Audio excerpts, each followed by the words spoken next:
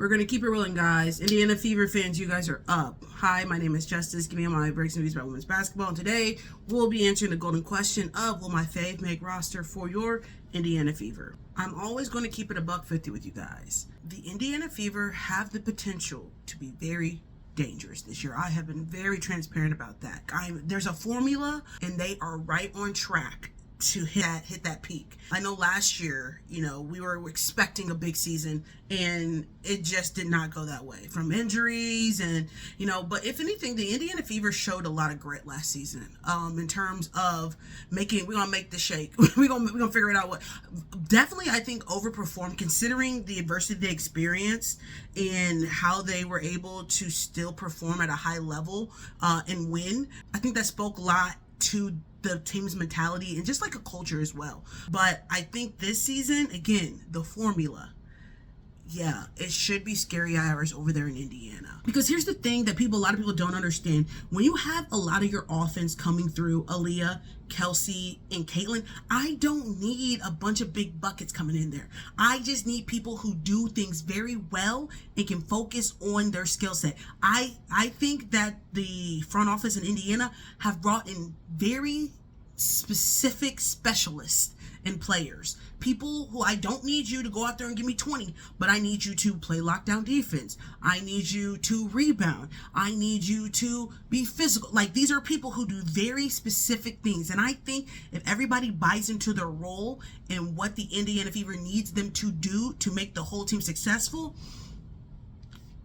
hey, they're going to give some people some trouble this season. So let's take a look at who's coming to camp this year. So this camp isn't very crazy for real. I think they have total 16 people coming, so we don't have a lot of picks that we got to get rid of. Remember, rosters of 12, 2 on development spots, and then that's about it. So camp isn't going to be super stressful over there in Indiana. But on protected contracts, we have, again, quite a few people returning from last season. So Kelsey, Lexi, Aaliyah, Mo Billings, Sophie, and Maisha Hines-Allen are all on protected contracts. So that puts us currently at 6. On our unprotected contracts, you're going to have Caitlin, Ty Harris, Michaela Timpson, and Damaris Dantes. That's going to put us at 10. Now, on draft night, Indiana had 3 picks, 1 in the first, 1 in the second, and 1 in the third. With the number 10th pick, they selected Raven Johnson from South Carolina. Within the 22nd pick, they selected Justine Passat from Vanderbilt. And in the third round, with the 40th pick, they selected Jessica Timmons from Alabama. And that is what's going to round us off on draft night. We only have 3 people coming to training camp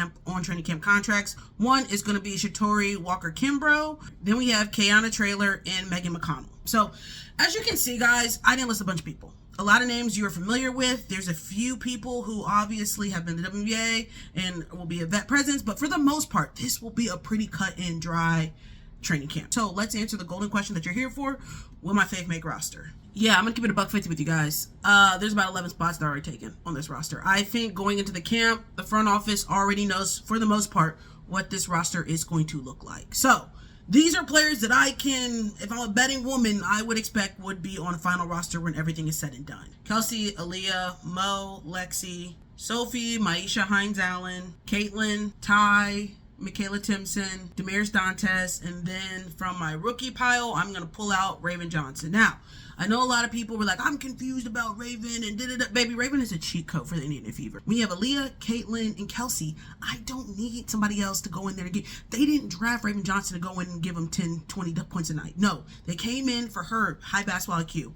A dog on the defensive end. Where did the Indiana Fever struggle at last year? Defense. So you get a backup PG who can support in that capacity, take any defensive assignment, isn't going to take 20 shots a night, anything like that.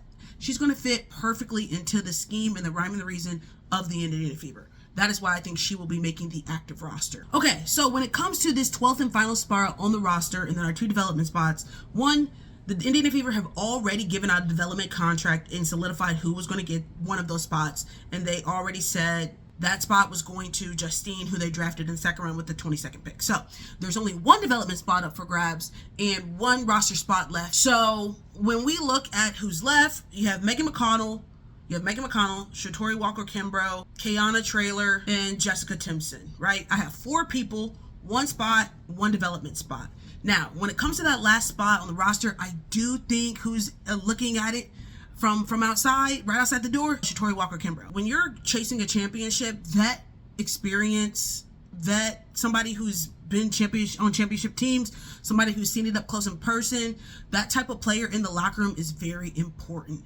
I think she edges him out just from that perspective. So that's where I think that 12 spot ultimately, she has a leg above everybody else right now in the conversation of who's going to get that position. Then obviously how we do it, in the front yard, I would put Megan McConnell, and then uphill battle, I would put Kayana and Jessica Timpson. I will put Megan in the front yard just because she did make Phoenix. She was in Phoenix, and she's a defensive specialist. Like, that's what she's good at, is defense. I think she made the Atlantic 10 first team all defense when she was in college. Like, she's known for her defense. Maybe not so much of getting a bucket, but will lock somebody up.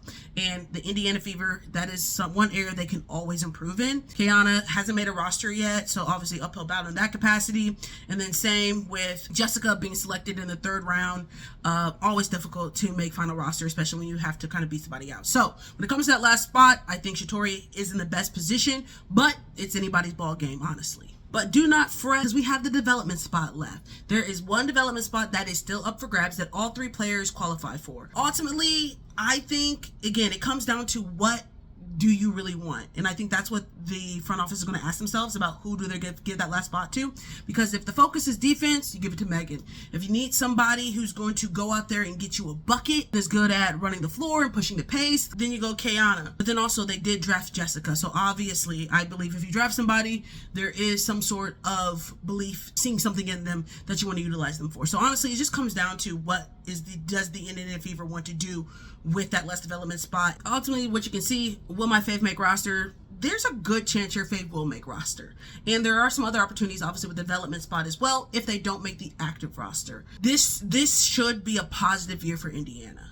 If they stay with the course, they were able to keep all of their important pieces, their foundation, there should be no excuse for why this team is not successful except for injuries. Don't shoot the messenger. I'm just asking y'all to get prepared, because on paper, yeah, this moves me a little bit. I never want to be the one to I'll tell you a joke, but I will never tell you a lie.